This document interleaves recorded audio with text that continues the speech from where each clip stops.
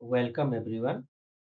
हमने लास्ट कुछ वीडियो से पोस्ट ट्रांसक्रिप्शनल मॉडिफिकेशन को समझ रहे हैं, जिसमें कैपिंग और स्प्लाइसिंग को हम लोग समझ चुके थे।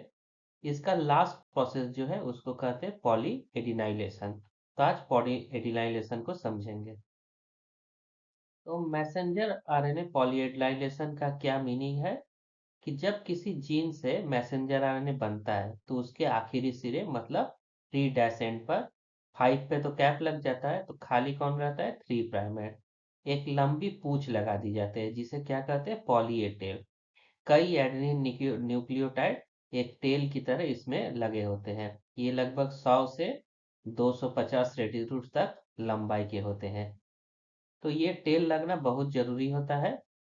इसके कई फायदे हैं। क्या क्या फायदे हैं एक बार समझ लेते हैं। तो मैसेंजर आरएनए को टूटने से ये बचाता है। जैसे सेल में कुछ एंजाइम होते हैं, बताए थे 100 न्यूक्लियस होते हैं जो 5 प्राइम एंड पे डीएनए को डिग्रेड करते हैं। वैसे ही न्यूक्लियस है जो पीछे से भी इसको काट सकते हैं। तो जैसे टेल लग जाता है तो मैसेंजर आरएनए पे टूटता नहीं है। पॉली ए टेल उसको ढाल की तरह बचाता है। इसलिए मैसेंजर आरएनए क्या रहेगा, ज्यादा टाइम तक स्टेबल रहेगा। फिर न्यूक्लियस से साइटोप्लाज्म में जाने के लिए भी ये मदद करता है।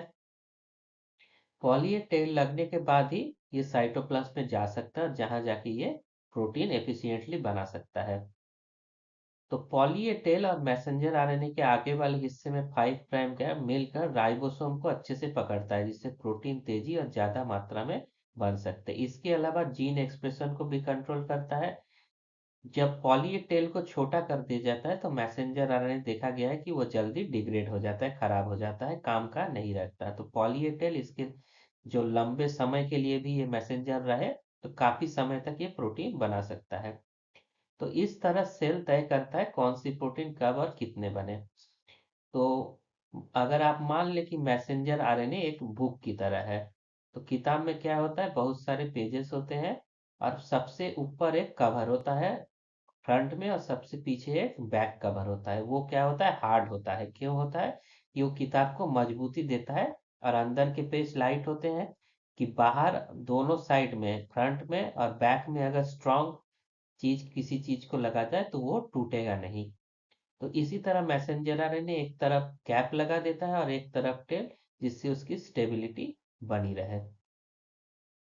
तो पॉलीएडिनाइलेशन कब होता है, को ट्रांसक्रिप्शनली, जब बन रहा है आरएनए 2 बनता जा रहा है, ट्रांसक्राइब कर रहा है, उसी समय इसके स्पेसिफिक न्यूक्लियोटाइड सीक्वेंस क्या होते हैं, 3 डैश एंड पर चेंज होते रहते हैं। हम बार बार एक चीज को रिपीट करते हैं कि ये सब होता कैसे है, कि कैसे पता चल रहा है कहाँ पॉली ए टेल लगाना है, कैसे आएगा, क्या होगा। तो सारा चीज किस पे डिपेंड करता है, डीएनए का, आरएनए का सीक्वेंस पे। तो जब डीएनए से आरएनए बन रहा है, मैसेंजर आरएनए बन रहा है, प्री मैसेंजर आरएनए जिसे हम लोग कहते हैं, जो फर्स्ट बनता है, उसमें एक सीक्वेंस रहता है जिस सीक्वेंस का क्या नाम है, पॉली एडिनाइलेशन सिग्नल। सिग्नल का क्या सीक्वेंस है, ए यू फिर ट्रिपल है, 2 एडेनिन फिर यूरासिल फिर 3 एडेनिन। और ये कहाँ लोकेट होता है, 10 से 30 nucleotide upstream of cleavage site. एक तो पॉलीएडिनाइजेशन सिग्नल हो गया, एक क्लीवेज साइट होता है जहां सीए न्यूक्लियोटाइड रहता है। तो ये सिग्नल कहाँ होता है, इसके पहले, अपस्ट्रीम मतलब इसके पहले, और ये इसका क्या हो गया, डाउनस्ट्रीम। तो ये जो ए यू यू पॉलीएडिनाइजेशन सिग्नल है, इसको कौन रिकॉग्नाइज करता है, क्लीवेज एंड पॉलीएडिनाइजेशन स्पेसिफिक फैक्टर। ये कुछ प्रोटीन्स होते हैं। जब मैसेंजर आरएनए बन रहा है तो एक हिस्सा बन गया, उसमें ये सिग्नल है, क्या है, पॉलीएडिनाइलेशन सिग्नल। और इस सिग्नल को कौन प्रोटीन पढ़ पाता है, सीपीएसएफ, cleavage and polyadenylation specific factor. जो ये क्लीवेज साइट है ये कहाँ होता है, इसके 10 से 30 न्यूक्लियोटाइड डाउनस्ट्रीम में, इसके बाद होता है। इस जगह पे क्या होता है, क्लीवेज साइट मतलब यहाँ से ये टूटता है। और यहाँ पे कौन सा न्यूक्लियोटाइड होता है, सीए डाई न्यूक्लियोटाइड होता है। तो जो भी आरएनए बनता है उसमें ये फिक्स रहता है कि एक पॉलीएडिनाइलेशन सिग्नल होगा और एक क्लीवेज साइट होगा। क्लीवेज साइट के बाद भी एक और रीजन होता है, जीयू रिच या यू रिच डाउनस्ट्रीम सीक्वेंस, जो 20 से 40 न्यूक्लियोटाइड के बने होते हैं क्लीवेज साइट के बाद। इसको कौन रिकॉग्नाइज करता है? Cleavage stimulation factor. तो पॉली ए टेल लगाने के लिए सेल को क्या चाहिए कि कुछ सिग्नल्स हो, जो पॉलीएटिलाइलेशन सिग्नल है, एक साइट हो जहां से काट के इसमें टेल जोड़ा जा सके, उसको क्लीवेज साइट करते हैं। और एक उसके बाद रीजन होता है जीयू रिच या यू रिच एलिमेंट, जिसको क्लीवेज स्टिमुलेशन फैक्टर जुड़ सके। तो क्लीवेज स्टिमुलेशन फैक्टर हो, सीपीएसएफ हो, ये सारे मिलके क्या करते हैं, इसको रिकॉग्नाइज करते हैं और इसको कट करते हैं, फिर पॉलीएटेड जुड़ा जाता है। यहाँ बहुत इंपॉर्टेंट बात है कि डीएनए में मैसेज नहीं है पॉली ए टेल का। ऐसा नहीं है कि डीएनए में सारे सीक्वेंस हो जो इसका एगेंस्ट में क्या जोड़े, पॉली ए टेल जोड़े। यहाँ यू रहता तो इसमें ए जुड़ता, ऐसा नहीं होता। ये सब सीक्वेंस डीएनए से आरएनए में आ गए, फिर ये लोग आके इसको काट देते हैं, फिर दूसरा एंजाइम आके इसमें पॉली ए टेल जोड़ता है, जिसको आगे हम लोग समझेंगे। तो एक बार इस प्रोसेस को आगे देखने से पहले ये समझ लेते हैं क्या क्या इसमें फैक्टर्स और एंजाइम इन्वॉल्व होते हैं। तो सबसे पहला क्या था, cleavage and polyadenylation specific factor. ये कहाँ बाइंड होता है, जो सिग्नल होगा polyadenylation signal A U triple A signal पे, और क्या करता है, क्लीवेज को करने में मदद करता है। एक और फैक्टर क्या है, C S T A, cleavage stimulation factor. ये कहाँ बाइंड करता है, जो सी ए क्लीवेज साइट के बाद जी यू रिच रीजन है वहां, एक पहले बाइंड कर रहा है क्लीवेज साइट के, एक क्लीवेज साइट के बाद में बाइंड करता है। इसके साथ और दो लोग बाइंड करते हैं, क्लीवेज फैक्टर 1 और क्लीवेज फैक्टर 2। जो ये दोनों कॉम्प्लेक्स बनता है उसको स्टेबलाइज करता है, क्लीवेज में असिस्ट करता है। तो ये तीनों स्टेप कहाँ हो रहा है, जब डीएनए से मैसेंजर आरएनए बना। तो ये क्या करते हैं, तीनों मिलके उसको एक स्पेसिफिक पॉइंट पे काटते हैं। जब काट लेगा उसके बाद एक एंजाइम आता है पॉली ए पॉलीमरेज, जो क्या करेगा, एडेनिन न्यूक्लियोटाइड्स को एक के बाद एक जोड़ना शुरू करता है 100 से 250 तक। जब ये जुड़ जाता है इसके बाद एक और प्रोटीन आता है जिसका क्या नाम है, पॉली ए बाइंडिंग प्रोटीन। वो आके इस पॉली ए टेल से चिपक जाता है और इसके लेंथ को रेगुलेट करता है। अब इसके मेन प्रोसेस को देखेंगे। तो पॉलीएडिनाइलेशन के 3 मेजर स्टेप है। पहला स्टेप क्या है, रिकॉग्निशन। जैसा सभी प्रोसेस में होता है कि सही जगह पे एंजाइम्स पहुंचे। तो जो सीपीएसएफ है ये सबसे पहले कहाँ पहुंचेगा, बाइंड्स करेगा पॉलीएडिनाइलेशन सिग्नल पे।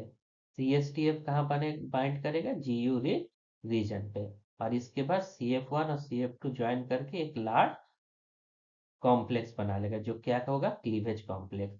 और ये क्लीवेज क्या करेगा, इसको टी प्राइम एंड की तरह काट देगा, जहां सी ए साइट है, क्लीवेज साइट है, सी और ए है, वहां इसको काट देगा। तो पहला स्टेप हो गया रिकॉग्निशन।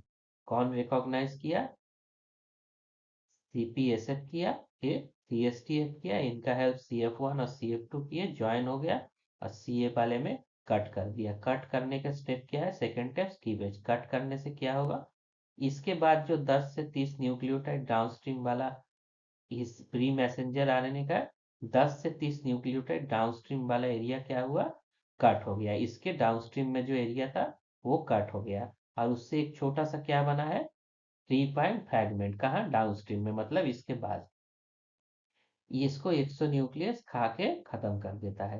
तब यहाँ खाली बचा है, तो जैसे ही ये खाली होता है तुरंत कौन आता है, पॉली ए पॉलीमरेज एंजाइम आता है। पॉली ए पॉलीमरेज क्या करता है, खाली एडेनिन एक के बाद एक, इसके लिए इसको डीएनए नहीं चाहिए कि इसको रीड करके जोड़े, ये इसको किसका क्या काम है, पॉली ए टेल ऐड करना। तो ये एडेनिन ऐड करते जाएगा किसमें, 3 प्राइम एंड में। इनिशियली जो ऐड करते हैं 10-12, वो स्लोली ऐड करते हैं, और जब 10-12 हो जाए फिर इसका पेस क्या हो जाता है, रैपिडली होता है, तेजी से ये करते रहते हैं। और इसी के साथ साथ क्या होता है, पॉली ए बाइंडिंग प्रोटीन क्या आ जाता है, in short poly A stretches को क्या करता है, बाइंड करता है और स्टिमुलेट करता है कि जल्दी से ये और लंबा हो, इलोंगेट हो, और कम से कम 200 से 250 न्यूक्लियोटाइड बन जाता है। तो इस प्रोसेस में मेनली क्या हुआ, पहले रिकॉग्निशन हुआ कि किस साइट पे हम लोग इनको आना है, आके काटना है। जो कटा वो अलग हो गया, उसको डाइजेस्ट कर दिया, उससे आगे कोई मतलब नहीं। जो बचा है वहाँ पॉलीमरेज जोड़ के एडेनिन ऐड करता जाएगा, पहले स्लो ऐड करेगा बाद में तेजी से करेगा। और जब ऐड होता रहेगा उसी के साथ poly A binding protein add होगा, और ये कब तक चलेगा, जब से 200 से 250 न्यूक्लियोटाइड इसके टेल में न जुड़ जाए। तो यही क्या प्रोसेस है पॉली एडिनाइलेशन का। तो इसके क्या फंक्शन हो गए, पहले भी हम लोग बात कर चुके थे कि उधर 5 एक एक्सो न्यूक्लियस आता था 5 डैश एंड को काटने, तो कैप लगा दिए। यहाँ 3 डैश एक्सो न्यूक्लियस आएगा तो उसके लिए टेल लगा दिए। तो मैसेंजर आरएनए क्या हो गया, स्टेबल हो गया, इसको कोई काट नहीं सकता। इसका और क्या काम है, न्यूक्लियर से जब साइटोप्लाज्म में जाने होगा तो ये इसके हेल्प में मदद करता है।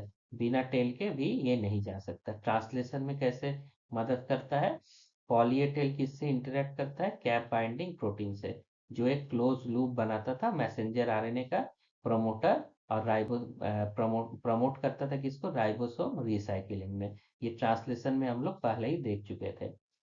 ये जीन एक्सप्रेशन को भी रेगुलेट करता है। कैसे रेगुलेट करता है, जो इसके टेल का लंबाई है वो ट्रांसलेशन रेट को प्रभाव करता है। अगर छोटा टेल है तो उससे ट्रांसलेशन का स्पीड अलग होगा, लंबा है तो ट्रांसलेशन का स्पीड अलग होगा। और जितना लंबा टेल होता है उतना मैसेंजर आरएनए सेल में ज्यादा टाइम तक रह सकता है। इसमें कुछ वेरिएशन भी होते हैं, कुछ जीन ऐसे होते हैं जिसमें अल्टरनेटिव पॉलीएडिनाइलेशन होता है, जिससे क्या होता है मैसेंजर आरएनए बनता है जिसके 3 डैश यूटीआर का लेंथ अलग अलग होता है। एक ही मैसेंजर आरएनए है जिसका सीक्वेंस है लेकिन टेल का साइज अलग अलग है, जिससे इसका क्या होगा, ये ट्रांसलेशन को भी रेट को भी इन्फ्लुएंस करेगा और इसके लाइफ स्पैन को। तो सेल स्पेसिफिक रेगुलेशन होता है, कुछ सेल में इसको छोटा टेल लगाया जाएगा तो वो जल्दी बन के खत्म हो गया, कुछ टेल में इसको ज्यादा लंबा रखा गया कि वो बहुत समय तक रहे और काफी ज्यादा प्रोटीन बनाए। एक बार क्विकली पॉली एडिनाइलेशन को समराइज कर ले कि क्या क्या याद रखना है। कि सबसे पहले क्या होता था, सिग्नल रिकॉग्निशन कौन करता था, सीपीएसएफ और सीएसटीएफ। क्या करता था, बाइंडिंग करता था इसके पॉली एडिनाइलेशन सिग्नल सीक्वेंस से, और ये क्या करता था, जीयूरी रीजन से। फिर क्या होता था, क्लीवेज। ये दोनों तो थे ही, इसके साथ CF1 और CF2 आ जाता है। और प्री मैसेंजर आरएनए को क्या करता है, एक स्पेसिफिक टाइप पे काटता है जहाँ सीए न्यूक्लियोटाइड होते हैं। फिर क्या होता है, जैसे ही कट जाता है उसका छोटा हिस्सा डाइजेस्ट हो जाता है। फिर पॉली ए एडिशन होता है किसकी मदद से, पॉली ए पॉलीमरेज से, जिससे एडेनिन रेसिड्यूज ऐड होते रहते हैं। इस पे फिर कौन जुटा है, पॉली ए बाइंडिंग प्रोटीन जुड़ जाता है, जो इसके टेल के लंबाई को कंट्रोल करने में मदद करता है। टेल कितना लंबा होता है, 200 से 250 न्यूक्लियोटाइड, कोई फिक्स नहीं है, अलग अलग कंडीशन और सेल पे डिपेंड करता है। तो इसी के साथ हम लोगों का पोस्ट ट्रांसक्रिप्शनल मॉडिफिकेशन खत्म हुआ। आपको कैसा लगा वीडियो जरूर कमेंट में बताएं, और कोई दिक्कत आए तो वो भी कमेंट में बताएं। Thank you.